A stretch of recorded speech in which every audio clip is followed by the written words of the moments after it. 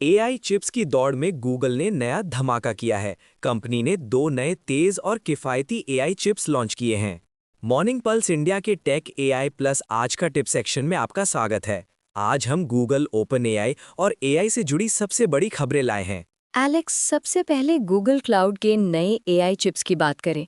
ये पुराने वर्जन से कितने बेहतर हैं? गूगल के नए टीपीयूज यानी टेंसर प्रोसेसिंग यूनिट्स पहले से तेज और सस्ते हैं। इसका मतलब है कि एआई मॉडल्स अब ज़्यादा तेज़ी से और कम लागत में ट्रेन किए जा सकते हैं। क्या इससे एनवीडिया जैसी कंपनियों को टक्कर मिलेगी? देखिए, गूगल अभी भी अपने क्लाउड में एनवीडिया के चिप्स का इस्तेमाल कर रहा है, लेकिन ये नए टीपीयूज गूगल के लिए एक बड़ी टेक्नोलॉजी छलांग साबित हो सकते हैं। तो क्या इसका फायदा सिर्फ गूगल क्लाउड यूजर्स को मिलेगा या एआई इंडस्ट्री में बड़ा बदलाव आ सकता है? इससे दोनों को फायदा हो सकता है। क्लाउड यूजर्स को सस्ती और तेज प्रोसेसिंग मिलेगी और पूरे एआई इकोसिस्टम में कंपटीशन बढ़ेगा। गूगल का एनवीडिया के साथ रिश्ता भी दिलचस्प है।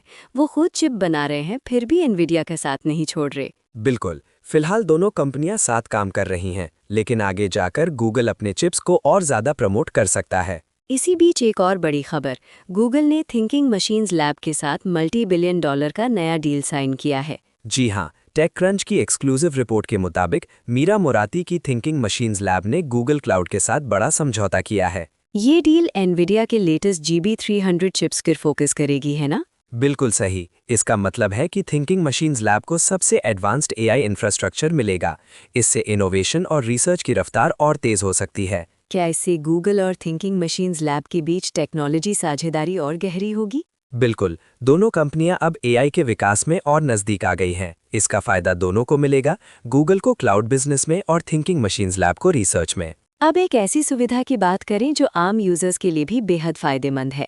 गूगल मीट अब एआई से इन पर्सन मीटिंग्स के भी नोट्स बनाएगा। पहले ये एआई नोट टेकर सिर्फ गूगल मीट तक सीमित था, लेकिन अब जेमिनाई टेक्नोलॉजी की मदद से ये फीचर जूम और माइक्रोसॉफ्ट टीम्स पर भी मिलेगा और इन पर्सन मीटिंग्स के लिए भी उपलब्ध है। ये फीचर पहले सिर्फ कुछ यूजर्स को एंड्रॉयड पर मिल रहा था, अब सबके लिए उपलब्ध है। अब चाहे आपकी मीटिंग ऑनलाइन हो या ऑफलाइन, गूगल का एआई आपके लिए ऑटोमेटिकली समरी और ट्रांसक्रिप्ट बना सकता है।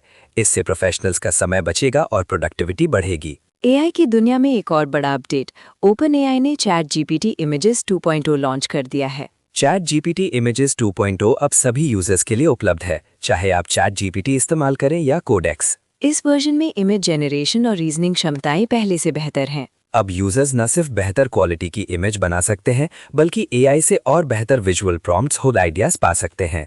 गूगल ने क्रोम ब्राउजर को भी एआई से लैस कर दिया है।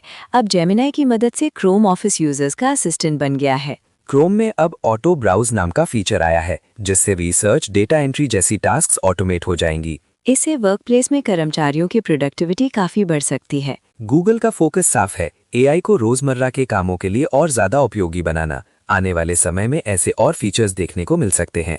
आज के टेक एआई प्लस आज का टिप सेक्शन में इतना ही। अगर आपको ये अपडेट्स पसंद आए तो मॉर्निंग पल्स इंडिया की पूरी एपिसोड जरूर देखें। एआई की हर नई खबर और उपयोगी टिप्स के लिए मॉर्निंग पल्स इंडिया के साथ जुड़े रहें। आगे और भी दिलचस्प अपडेट्स आने वाले हैं।